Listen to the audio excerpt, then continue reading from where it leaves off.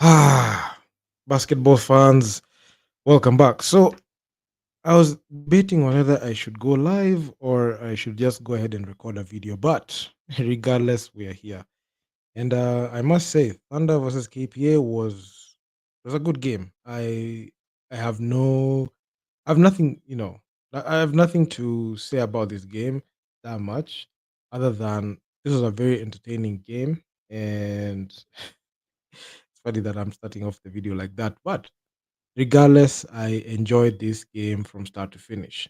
And in this one, I'm going to go ahead and give my raw thoughts and reactions on this game because it's very important. I was thinking of making a video, but hey, I mean, we're here. We are here. We are congregating here on this platform.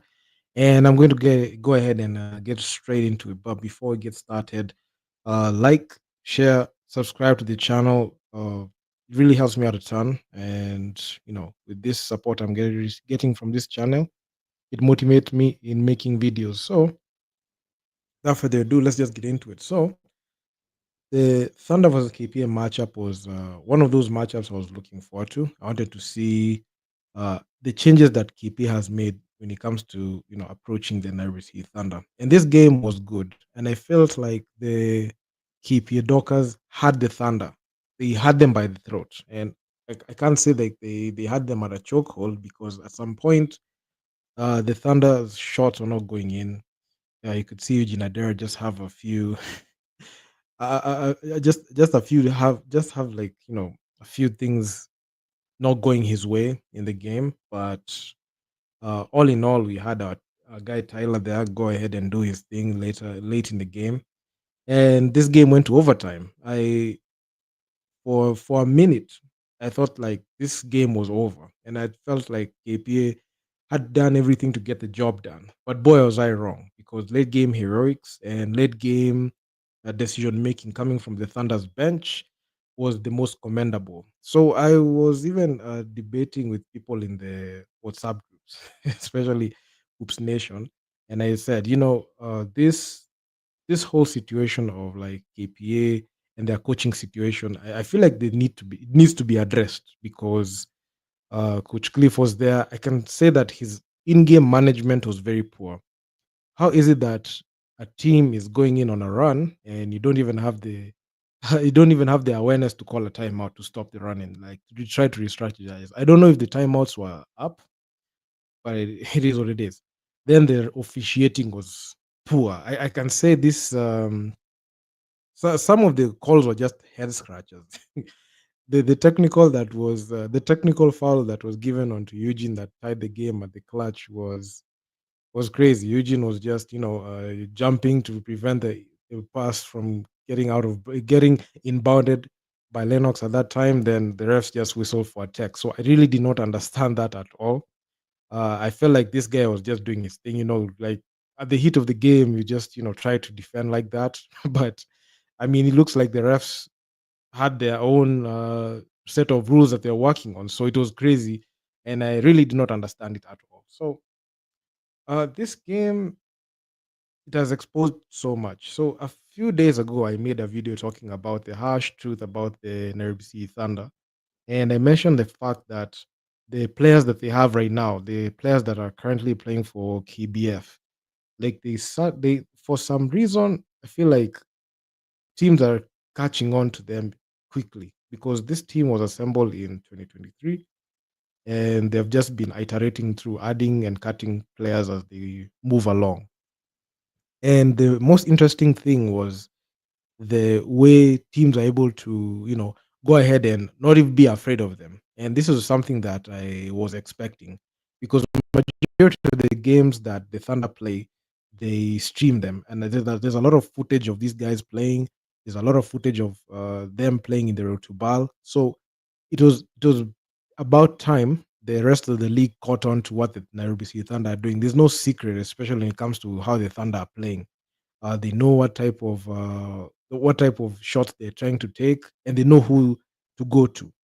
And majority of the time, when things like that happen in the game, during the games, especially during the season, you will see that a team is they get discovered quickly and easily, and that's what we're seeing with the Thunder and the local players. I don't really like those. I really don't like the term local players, but I'm you going to use it in this case.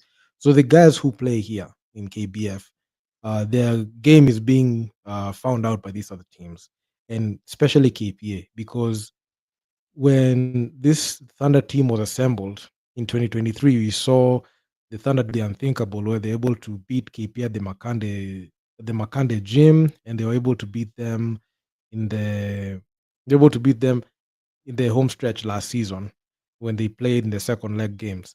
Then in the finals, the Thunder were able to comfortably beat KPA, and I can say this game gave me flashbacks of what happened in the KBF finals, because if you watch closely game 1 and game 2 of the KBF finals, the Thunder versus KPA matchup was very close. Even this was prior to Derek Ogechi, Taylor Ongwai, Eugene Adera coming into the team.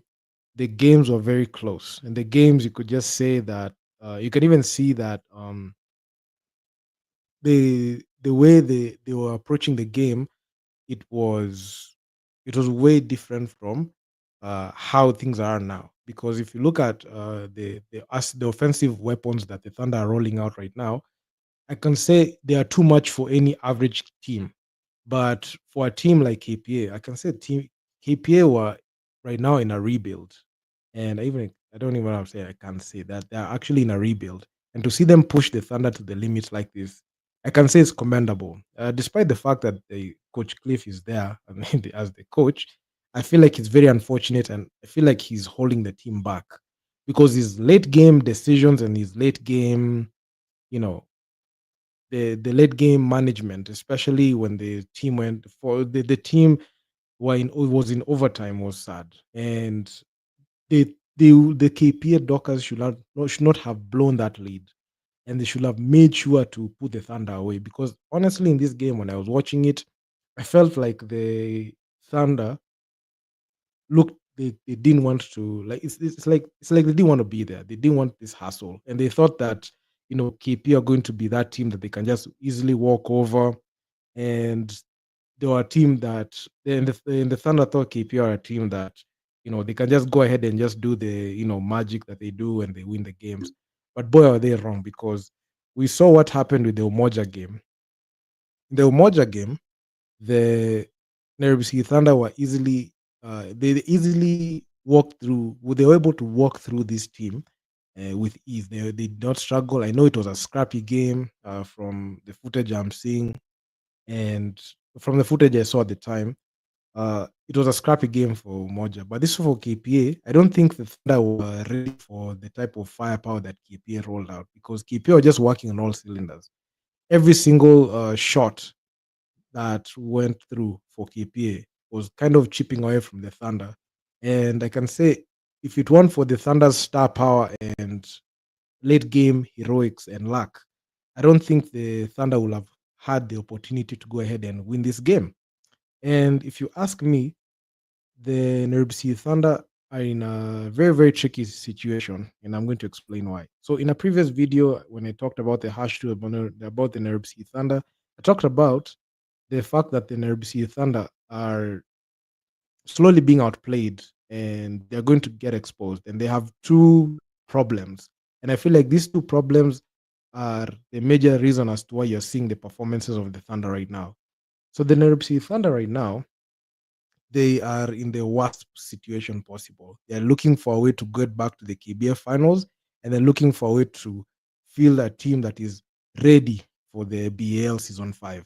So they have a first class problem that I don't think any KBF team has ever faced. And it can really get to them, because this is not these matchups that they're having right now, they don't want this type of struggle, because mentally, if the Thunder have these types of struggles, it can have a ripple effect to how they're going to prepare for the BAL, because this is an iteration of how the Thunder is going to look.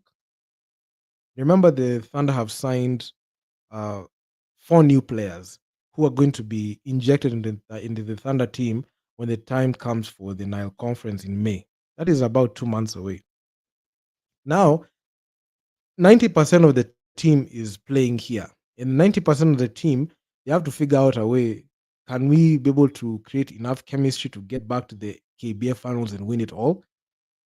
Or and also prepare mentally for the road to ball. And mind you, these are very, very these are very difficult things to be able to balance both. And teams are kind of taking advantage of that, and they are taking advantage of the fact that the Nairobi City Thunder have a lot to think about. And every single game right now for the Nairobi City Thunder counts, as this is the final game for the first leg. And if they're not able to figure out how they're going to consistently be have an edge on these other teams, there's going to be a problem. And also, they have to think about all the games that they have already played, especially with KPA. KPA, they have played. The Thunder have played with KPA like 5 times. So, and also, uh, with all those games, the KPA Dockers have figured out a way. Okay, they're trying to understand how they can take apart the Thunder, and this is something that I've seen. And the big question, even it comes in, is can the Thunder be able to balance out things and be able to balance and make sure to go ahead and compete in KBF? We are seeing slowly some chinks in their armor right now.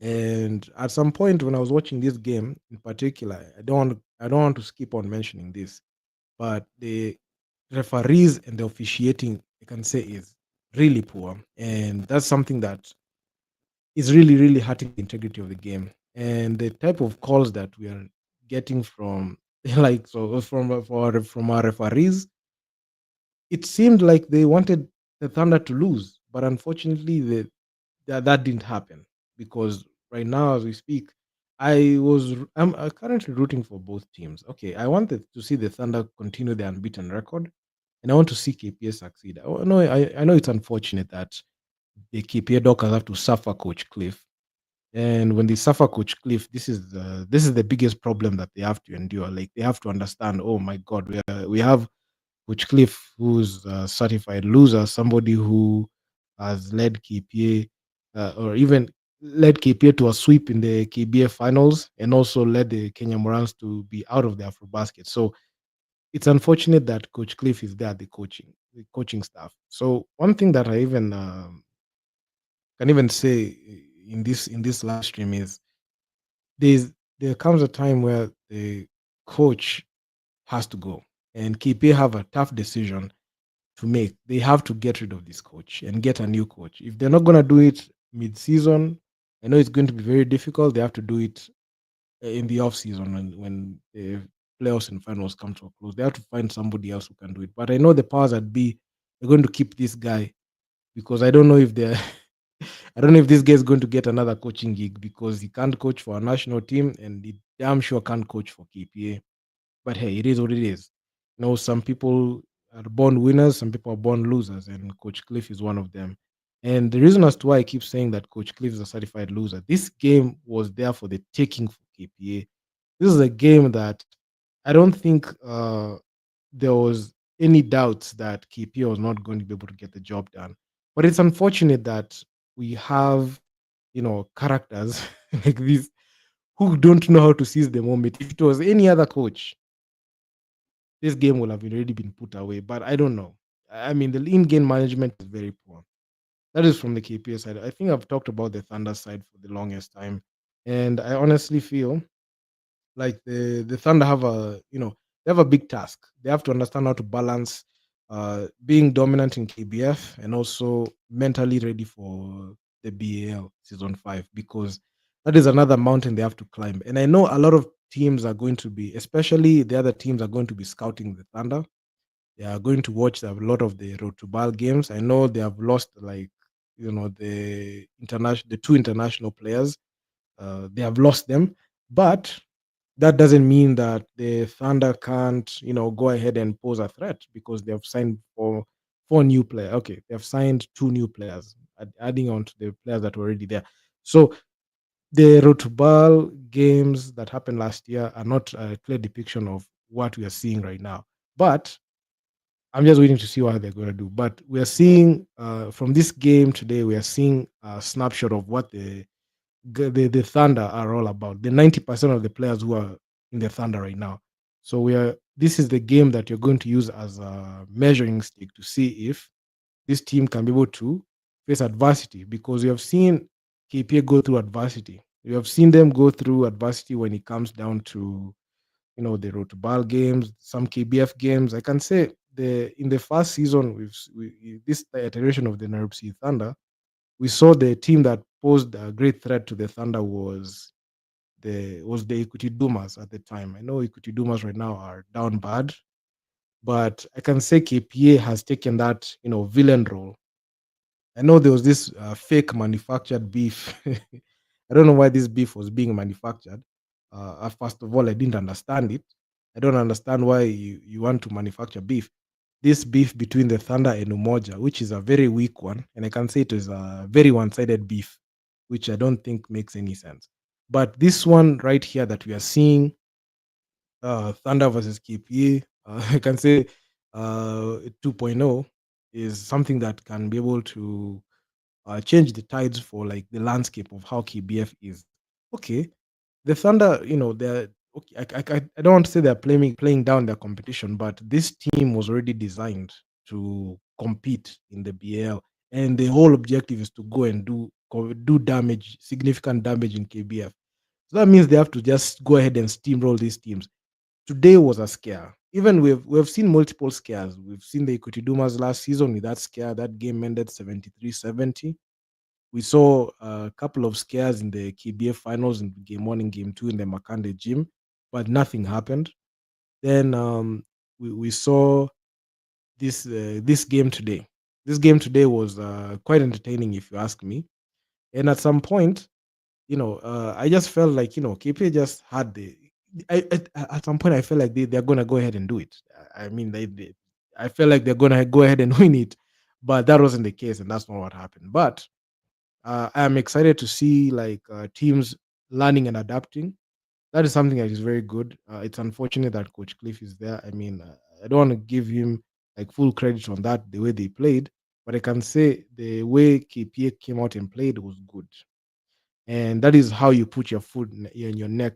You have to put you have to put your foot on the neck of this the team that you're playing up against. You have to do that. It's necessary, but finishing the game was a problem. And I can say if the KPA Dockers understood how to put away the Thunder, the overtime would not have happened, and they would have been able to, win this game early in the fourth. But the Thunder, I mean, their shot selection, some of their shots not going in. I can say Eugene had an off game. I can shout out to Bramwell, by the way. Bramwell was balling out for KPA.